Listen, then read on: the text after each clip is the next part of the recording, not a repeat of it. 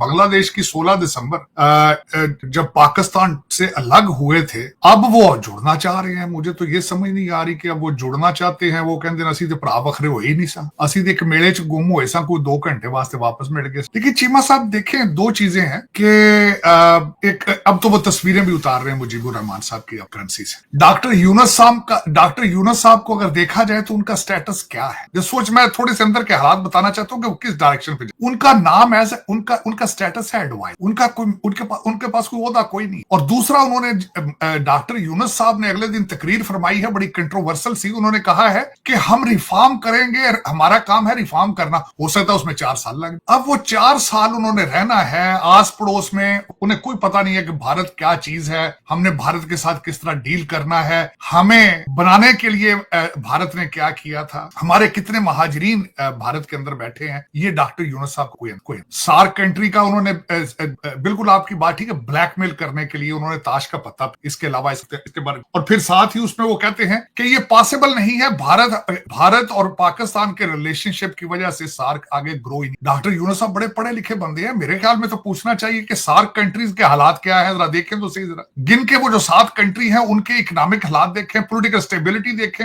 और फिर उसके बाद बताएंगे ये 7 कंट्री दुनिया को क्या दे सकते हैं, क्या ले। ये बहुत बड़ा, उनमें से ज्यादातर कंट्रीज के अंदर जो चीजें कॉमन है, यहां तो लूली लंगड़ी डेमोक्रेसी है, करप्शन उन पे सारे 7 कंट्रीज में टॉप पर है, और कुछ कंट्रीज के अंदर दहशत। इन सर्कमस्टांसेस में पहले अपना, अब कहते हैं अपना बैक होम अपने गिरेबान में झांकें और फिर कोई ना कोई ऑर्गेनाइजेशन बनाने की कोशिश। उन्होंने डॉक्टर यूनुस साहब को चाहिए सबसे पहले तो अगर रिफॉर्म करनी है तो रिफॉर्म जल्दी से जल्दी करके इलेक्शन की तरफ जाए, और सबसे बड़ी वहां पे जो उनका कॉटन का बिजनेस था वो तो भारत जा रहा है। इन्फ्लेशन अगले दिन उसकी रिपोर्ट आई है 11.8। तो इन सर्कमस्टांसेस में, जिन सर्कमस्टांसेस में बैठे हैं चंद लौंडे लपाड़े, जिस तरह के हमारे पाकिस्तान में है फारग फिरते हुए, इस तरह के वहां थे सड़कों पे आके उन्होंने बंदे मार मार आके, तो वो कोई उनमें खुद समझ नहीं आ रही कि हमने क्या, और अभी भी लड़ रहे हैं एक दूसरे के साथ। ये नहीं कोई चुप करके घर चले गए हैं, उन्होंने कहा नहीं जी काम खत्म हो गया, नहीं। वो जब दिल करता है बाहर निकल के आके 2-4 बिल्डिंगें जला के, 2-4 बसें जला के, ये उनका फ्यूचर है। उसके बाद इस वक्त जो मुझे सबसे बड़ा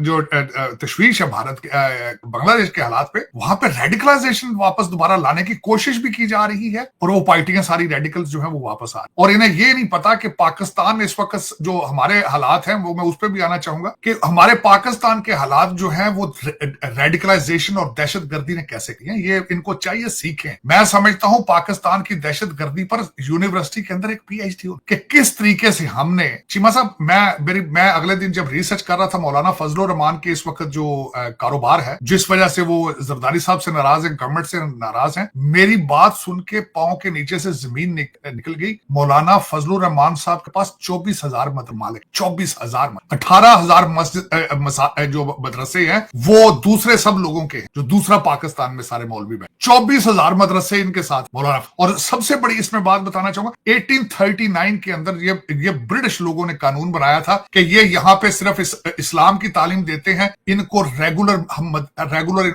इंस्टीट्यूशन इनको हम रिकॉग्नाइज। और वो कैसे करें, ना आप उनको इंग्लिश पढ़ा रहे हैं, ना मैथ पढ़ा रहे हैं, ना उनको फिजिक्स केमिस्ट्री पढ़ा रहे हैं, तो आपको वो आप सिर्फ दीनी तालीम दे रहे हैं कि नमाज किस तरह पढ़नी, कुरान मजीद को याद किस तरह करना है, तो आपको दीनी मदरसे कहा जाएगा, दरसे निजामी इनको कहा जाता है। तो दर हकीकत अगर देखा जाए तो 24,000 मदरसा इनका, 18,000 मदरसा दूसरा। तभी तो इस वक्त आपको पता है खान साहब भी उनकी मिन्नतें करते हैं कि आप हमारे साथ मिलकर इस्लामाबाद पे हमला करें, क्योंकि वाहिद एक आदमी है जो बच्चों को लाख मदरसों से सड़कों पे ले आता है, फौज भी डरती है, और वो ब्लैकमेल करते हैं। अब फ्यूचर आप देख लेंगे हमारे।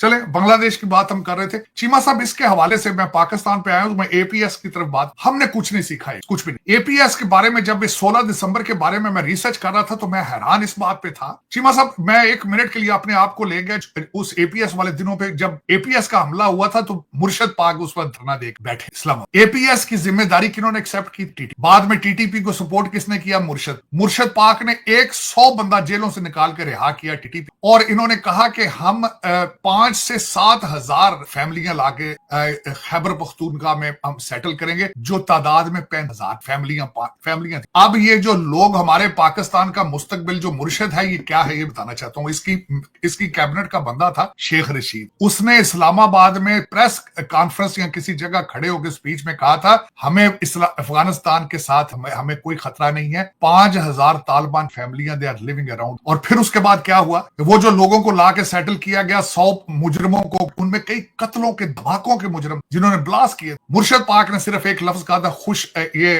आपस में रिलेशनशिप ठीक करने के लिए 100 तालिबान छोड़ा जाए। चीमा साहब, उसकी वजह से आज पाकिस्तान जल रहा है। मुर्शिद पाक चीमा साहब इस वक्त टीटीपी वाले झंडे लगाकर अपने मोटरसाइकिलों पर, गाड़ियों पे खुलेआम फिर रहे हैं सूबा सरहद के अंदर, और उनके दफातर मौजूद, बल्कि खुला के वो जगह भी ले रहे हैं। जगह से मुराद है कि वो अपना पैसिव जगह ले। और इन सर्कमस्टांसेस में सार्क की बात, चीमा साहब आपने बात की, मैं एपीएस भी कवर कर चुका हूं, मैंने बांग्लादेश कवर किया। अगली जो बात आपको, आई विश के कोई बंदा आज आईएमएफ पूछे, मेरे ख्याल में डोनाल्ड ट्रंप साहब पूछेंगे, विवेक रामास्वामी पूछेंगे, जिन्होंने आपका रोजवेल्ट होटल का भी $2.2 मिलियन का लिया था, वो पूछेंगे जरूर। क्या पूछेंगे, पूछने वाली बात बताना। आईएमएफ के खर्चे पर पिशावर के अंदर यौम शोदा मनाया जाए। मेरे खून पसीने पे, अमेरिका के टैक्स पेयर के खून पसीने से यौम शोदा मनाया जाएगा। जिन लोगों ने इस्लामाबाद था और 1-1 करोड़ के चेक, और जो मुर्शिद है जेल में, उसके अल्फाज में उसने कहा है यौम शोदा बहुत ज्यादा, बहुत बड़े मेगा लेवल पर शान। पैसे कौन देगा?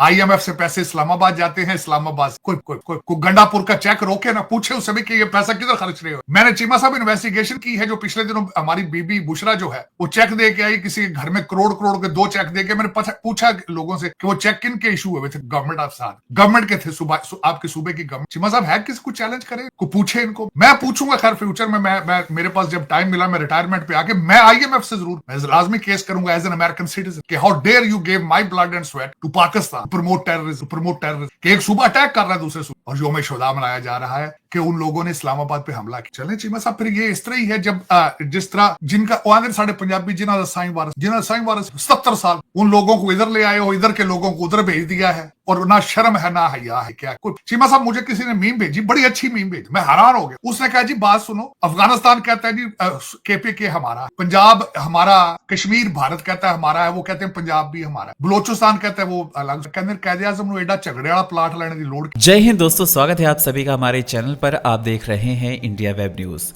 जिस तरह से बांग्लादेश में लगातार हिंदुओं के खिलाफ घटनाएं सामने आ रही हैं, उसके बाद हमारे देश में बांग्लादेशी छात्रों को बाहर निकालने की मांग उठनी शुरू हो गई है।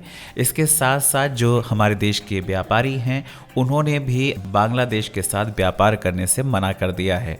साथ ही जो भी सामान उनको एक्सपोर्ट होता था, उस पर भी रोक लगा दी गई है। उसके साथ साथ दोस्तों, पाकिस्तान में भी कुछ लोगों का ये मानना है बांग्लादेश भी उसी हाथ को काट रहा है जिस हाथ ने उसे खाना खिलाया है।